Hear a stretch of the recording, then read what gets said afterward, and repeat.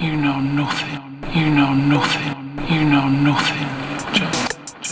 You know nothing. You know nothing. You know nothing. You know nothing. You know nothing. You know nothing. Got a mic check situation going on here. What we have here today is my mic check of You Know Nothing John show. I promised myself that I would have advancements every time that I appeared on You Know Nothing John show, but it's not an official episode, but I'm just trying to stay on a path of advancement and stay on schedule and keep promises to myself. So today what we got is a mic check.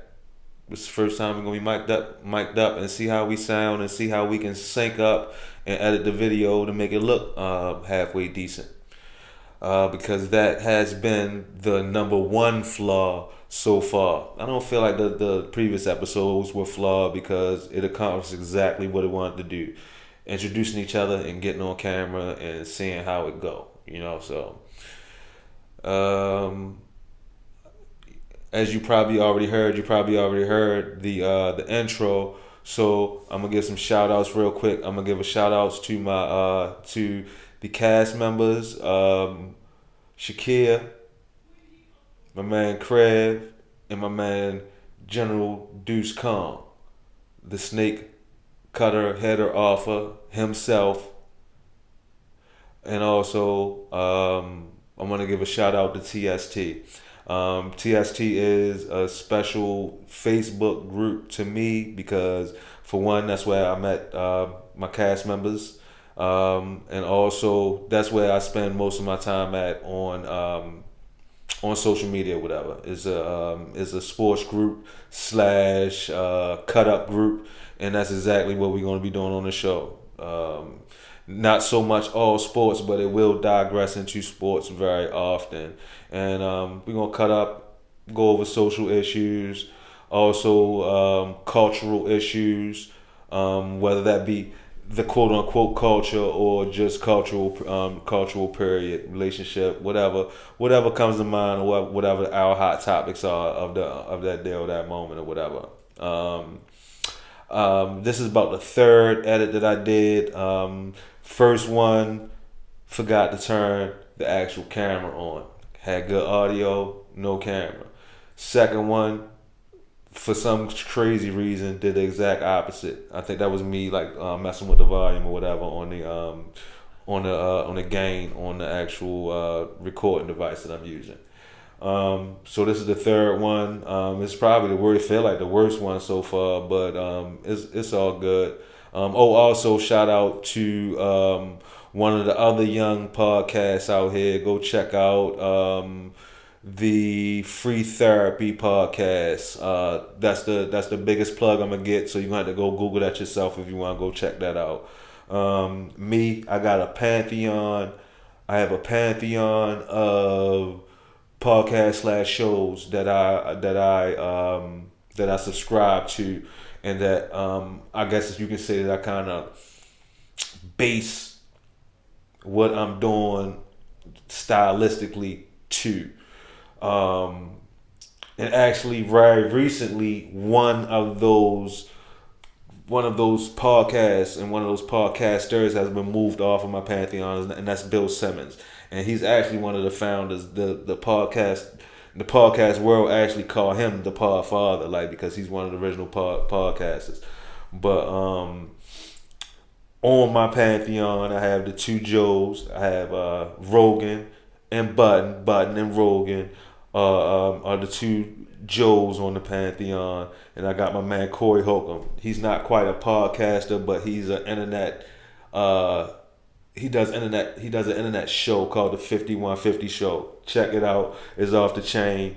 Also, I implored my cast members that haven't checked it out to check that out, because you'll kind of see the direction I'm going in. Not quite as off the chain as Corey. I won't be like that because I'm not Corey Holcomb. You know what I mean? I'm not that preposterous with my views. When I say preposterous, I don't mean in a bad way. I mean outlandish with my views on and how I communicate. But there is a Corey Holcomb-ish about me. You know what I mean, or whatever. But and also the last one I actually put on my Pantheon is Andrew Schultz. You know what I mean? Andrew Schultz with the Flagrant podcast, and he does one with Charlemagne, the Brilliant Idiots. Um, I had Nori on there in the Drink Champs. I had him on there, but I'm not as enthralled in the Drink Champs as I was when I first started watching it. I still love the format, but I had to actually take them off of my actual Pantheon. So if there's a fifth spot on a Mount Rushmore, he would take that. But it's not a real Mount Rushmore unless it's just four people. So Bill Simmons and Nori kind of fell off of my they fell off of my Pantheon, my personal Pantheon of the podcast slash show game. So what else is going on? I was just watching Donnell Rollins, my man Ashley Larry. He was on there with Joe Rogan or whatever. Just talking about different aspects of the whole hoax or whatever, and how it affect the community and stuff like that, and how many people got behind them and stuff like that. It wasn't just the LGBT community or whatever. It was thugs. He said thugs was even behind him about it. And I look at it like this, man. Jussie is not a reflection of me. He's a reflection of gay, light-skinned actors that can sing. He's not a reflection of the black man to me. He's a reflection of his community. So his community need to deal with his hoaxness. That is not a reflection on black men. If a black man 9.9% out of the time say he got attacked by some racist goons, the story gonna make sense, and that's really what happened, because we just don't go around telling people we got beat up for no reason. So if anybody in America thinks that's an example of how black men do when they report crimes or they report hate crimes, that is no reflection of that. He is a reflection of light-skinned gay actors that can sing. Period.